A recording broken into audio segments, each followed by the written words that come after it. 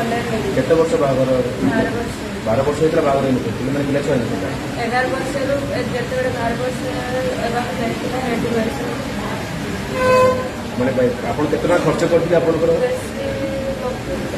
ଲକ୍ଷ ଟଙ୍କା ଖର୍ଚ୍ଚ କରିଥିଲେ, କିଛି ଆସିନଥିଲା, ମାନେ କିଛି ରେଜଲ୍ଟ ଆସିନଥିଲା। ଆପଣ ଏଇଠୁ ନରିଶର ପ୍ରଡକ୍ଟ ବ୍ୟବହାର କରିବା ଦ୍ୱାରା ଆପଣଙ୍କ ଛୁଆ ରହିଲା।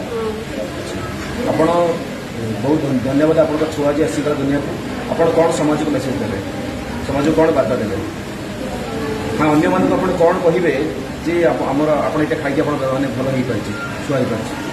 ହଁ, ସେ ସମସ୍ତେ ମୁଁ ଯେମିତି ଏତେ ରୋଗରେ ଥିଲି, ଏତେ ଅସୁସ୍ଥ ଥିଲି, ଏତେ ମେଡ଼ିସିନ ବି ଖାଇ ବୁଲୁଥିଲି, ଆଉ ମେଡ଼ିକାଲ ବି ଯେତେ ଯାଇଥିଲି ବି ଭଲ ହେଲିନି।